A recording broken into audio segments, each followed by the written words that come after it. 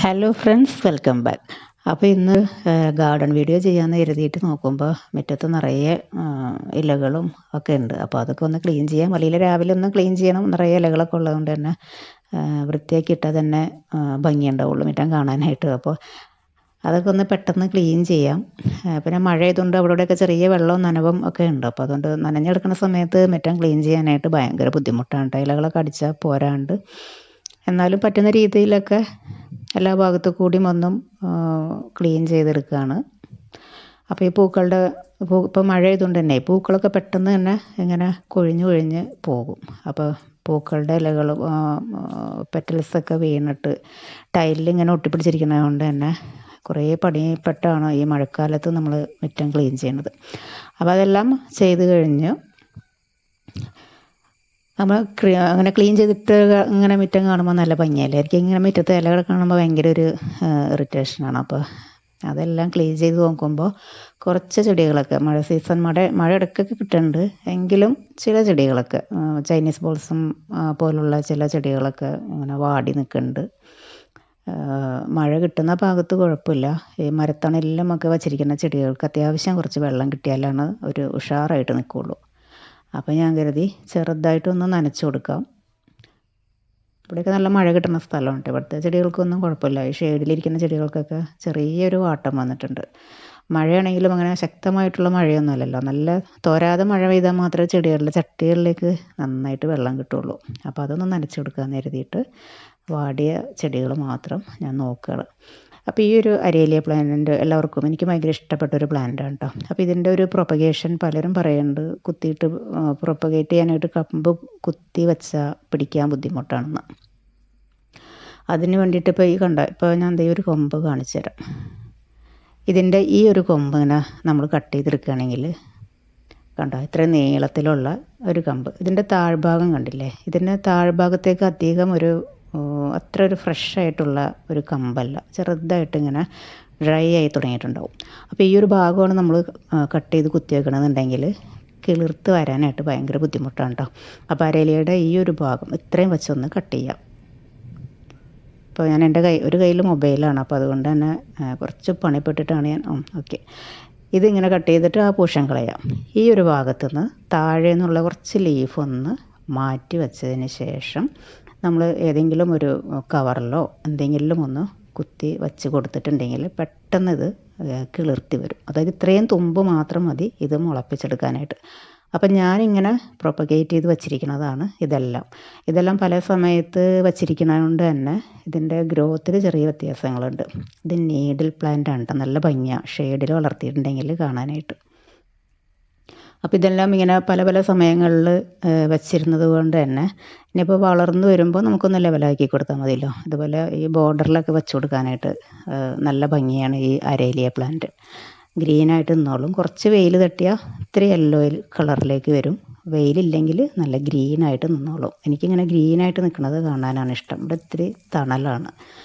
അപ്പോൾ അതുകൊണ്ട് തന്നെ അതെല്ലാം അങ്ങനെ ഒന്ന് റെഡിയാക്കി എടുത്ത പ്ലാന്റാണ്. അപ്പോൾ ഇനിയും അറിയാത്തവരാരെങ്കിലും ഉണ്ടെങ്കിൽ ഈ അരേലിയ പ്ലാന്റ് ആ ഒരു തുമ്പ് മാത്രം കട്ട് ചെയ്തിട്ട് എടുത്ത് കുത്തി വെച്ചിട്ടുണ്ടെങ്കിൽ പെട്ടെന്ന് മുളച്ച് വരും കേട്ടോ.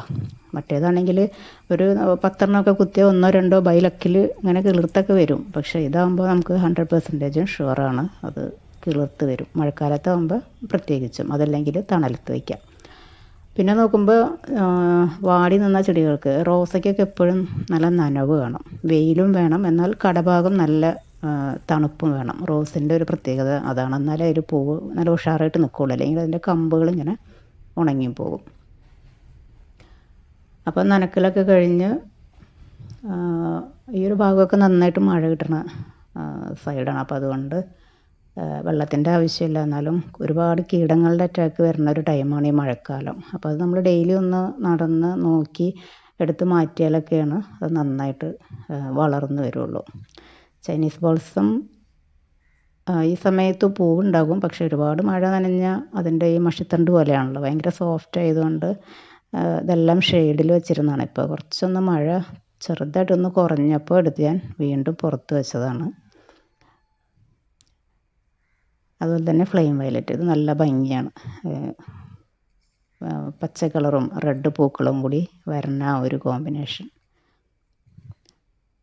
അതുപോലെ കോളിയസും എല്ലാം ഇങ്ങനെ മഴക്കാലം ആയതുകൊണ്ട് എല്ലാത്തിനും ചെറിയ ക്ഷീണം തട്ടിയിട്ടുണ്ട്. അങ്ങനെ പെട്ടെന്നുള്ള മഴ എല്ലാത്തിനും ഒരു ബുദ്ധിമുട്ടാണല്ലോ. ചെറിയ തണുപ്പും ഇത്തിരി വെയിലും ഒക്കെ ഉണ്ടെങ്കിൽ അതിനുള്ള പ്ലാന്റ് നന്നായിട്ട് വളരുള്ളൂ. ഇത് ബ്ലീഡി ഹാർട്ടിൻ്റെ ഇതൊരു പഴയ വേർഷനാണ്. ഇപ്പം നഴ്സറികളിൽ പുതിയ പുതിയ മിനിയേച്ചർ ടൈപ്പൊക്കെ വരുന്നുണ്ട്. ഇതിലെപ്പോഴും പൂക്കളുണ്ടാവും. ഇതിൻ്റെ പൂ വിരിഞ്ഞ് കഴിഞ്ഞിട്ടുണ്ടെങ്കിൽ അതിൻ്റെ ആ പൂക്കുല കട്ട് ചെയ്ത് കളഞ്ഞാൽ മതി. ശരിക്കും പറഞ്ഞാൽ ക്ലൈംബിങ് പ്ലാന്റ് ആണ്. അപ്പോൾ അങ്ങനെ ക്ലൈംബ് ചെയ്തില്ലെങ്കിലും നമ്മൾ ഇതുപോലെ കട്ട് ചെയ്ത് കളഞ്ഞിട്ടുണ്ടെങ്കിൽ പിന്നെ അതിൽ നിന്ന് പൊടിപ്പ് വന്നിട്ട് അത് ആ ഒരു നിൽക്കുന്ന ചട്ടിയിലേക്ക് തന്നെ ചുറ്റി ചുറ്റി വെച്ച് കൊടുത്താലും എല്ലാ മുകളങ്ങളിലും പൂക്കളായി വരും. അങ്ങനെ ചെടികളൊക്കെ വന്ന് കണ്ടതിന് ശേഷം ഇത് ടൊറേനിയ പ്ലാന്റ്, കാക്കപ്പൂ എന്ന് പറയില്ലേ, ഇത് നല്ല ഭംഗിയാണ്. ഇതിങ്ങനെ ഒരുപാട് കൂടി നിൽക്കണത് കാണാനാണ് ഭംഗി ഉണ്ടാവുന്നത്. ഇതിൻ്റെ ആ ഒരു പഴുത്ത് നിൽക്കണ ഒരു ഇതില്ലേ വിത്ത്, ഇതിൻ്റെ ഉള്ളിൽ ഇത് നട്ട സ്ഥലങ്ങളിലൊക്കെ ഇഷ്ടംപോലെ പാറി വിത്തുണ്ടാകും. എങ്കിലും അതിൻ്റെ ചെറിയ ഇളയ കമ്പ് നോക്കി നമ്മൾ ഇതുപോലെ മണ്ണിൽ കുത്തി വെച്ചിട്ടുണ്ടെങ്കിൽ പെട്ടെന്ന് പിടിച്ച് കിട്ടും കേട്ടോ. അധികം മുക്കാത്ത തണ്ടായിരിക്കണം കുത്തി വയ്ക്കേണ്ടത്. അതുപോലെ ചൈനീസ് ബോൾസമൊക്കെ നമ്മൾ ഓരോ സീസണിലും നമ്മളത് നന്നായിട്ട് കെയർ ചെയ്ത് മഴക്കാലം വരുമ്പോൾ മാറ്റി വെച്ചും ഒരുപാട് മഴ കിട്ടാതെ മാറ്റിയൊക്കെ വെച്ച് അതിൻ്റെ പുതിയ പുതിയ കമ്പുകളൊക്കെ കുത്തി കുത്തി പിടിപ്പിച്ചാലാണ് നമുക്ക് അടുത്ത സീസണിലേക്ക് നമ്മുടെ കയ്യിലുണ്ടാവുള്ളൂ. അല്ലെങ്കിൽ പെട്ടെന്ന് അങ്ങനെ ഒരു ചീഞ്ഞ് പോകുന്ന ടൈപ്പ് ഒരു സ്റ്റെമ്മിന് തീരെ കട്ടിയില്ലല്ലോ. അതുപോലെ ആന്തൂറിയത്തിലും 1-2 മുട്ടുകളൊക്കെ വന്നിട്ടുണ്ട്. ബിഗോണിയ പ്ലാന്റ് എപ്പോഴും നല്ല ഭംഗിയാണ്. അതിന് സീസണൊന്നുമില്ല. ചൂടായാലും വെയിലായാലും ഇങ്ങനെ പൂക്കളുണ്ടായി നിൽക്കും. പൂക്കളുണ്ടായാൽ തന്നെ കുറേ നാൾ അതിങ്ങനെ കൊഴിയാതെ നിൽക്കും. കുറച്ച് കഴിഞ്ഞാലേ കൊഴിഞ്ഞു പോവുള്ളൂ. പിന്നെ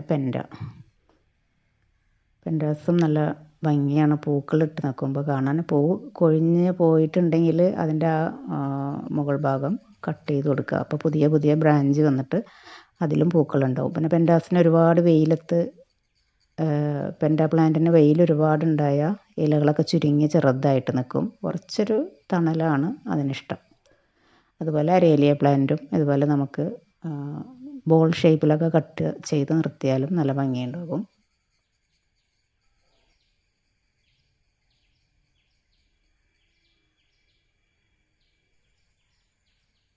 മഴക്കാലമാകുമ്പോൾ എല്ലാ ചെടികളും ഡിസോർഡറായിട്ടേ ഇരിക്കുകയുള്ളൂ. കാരണം അധികം മഴ നനയാത്ത ചെടികളൊക്കെ ചെറുതായിട്ടൊന്ന് നമ്മൾ ഷെയ്ഡിലേക്ക് ഒതുക്കി വെക്കുമല്ലോ.